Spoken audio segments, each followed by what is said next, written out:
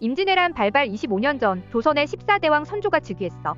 그리고 조선 개국 이후 그래왔던 것처럼 선조 즉위 후 20여 년간 조선은 평화로웠어. 임진왜란이 일어나기 5년 전 전라도 해안 지역의 왜구들이 나타나 조선인들을 죽이고 노략질을 하는 사건이 있었어.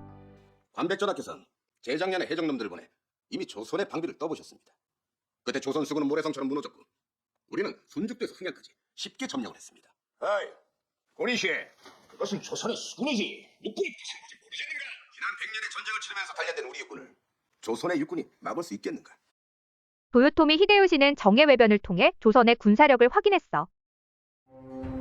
이것이 바로 조총이라는 것입니다.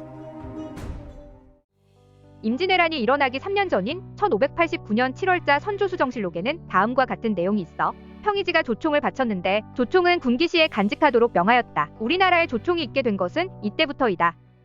그 결과가 이런 영모냔 말이오! 정여림 영모 사건이 진짜인지 아닌지 확실하지도 않은 상황이지만 영모 사건과 관련된 자들을 색출하는 과정에서 천여 명에 달하는 선비들이 죽임을 당했어. 이 지도 정확한가? 조선 팔도를 발로 뛰는 상인들에게 얻은 지도이니 믿을 만합니다. 좋아. 일본이 조선 침략 준비를 착실히 진행하고 있는 반면 조선에서 일어난 기축국사는 임진왜란이 일어나기 한 해 전인 1591년까지 이어졌어. 명심하시오. 이번 일은 어디까지나 정탐입니다. 또한 결코 우리 조선의 국격과 기계를 낮추는 예의와 행동을 해서는 안 됩니다. 명심하겠사옵니다, 전하. 1590년 3월 정사 황윤길과 부사 김성일로 이루어진 조선통신사가 일본을 향했어. 전하, 이제는 국본을 정하실 때가 아닌가 사료되옵니다. 수건이든 종계 병도 마무리하셨고. 과인이 지금 버젓이 살아있는데 병은 무엇을 하고자 합니까? 아니면 과인이 지금 지병으로 몽져 누워있기라도 한 건가? 전하, 피한 중심으로 우상도 같은 생각입니다. 같은 생각이냐 묻지 않느냐!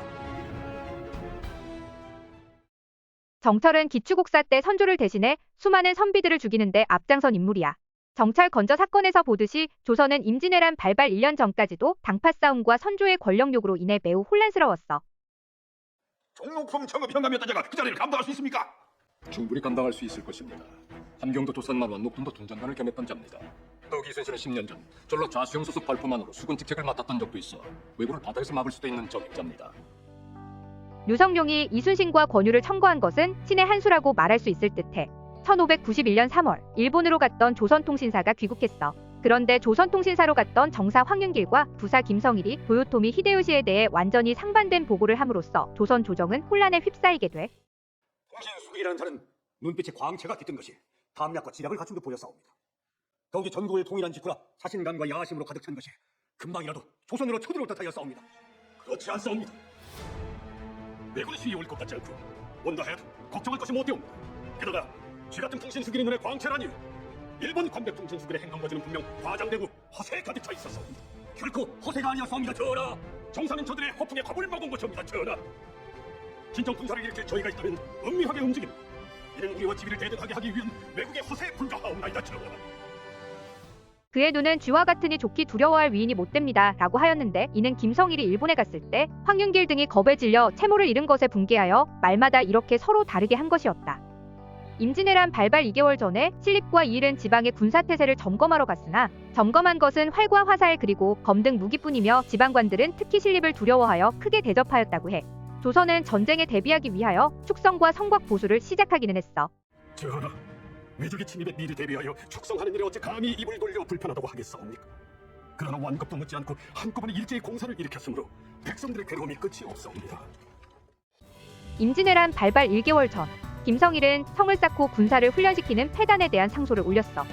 지금까지 임진왜란이 일어나기 전에 있었던 사건들을 살펴보았는데 일본에 대한 정보 부족과 오판 그리고 위기 상황임에도 안일하게 대처한 당시의 모습을 보면서 현재 우리도 설마 무슨 일이 일어나겠어? 하는 마음으로 살아가고 있는 것이 아닌가 하는 생각이 조금은 들어.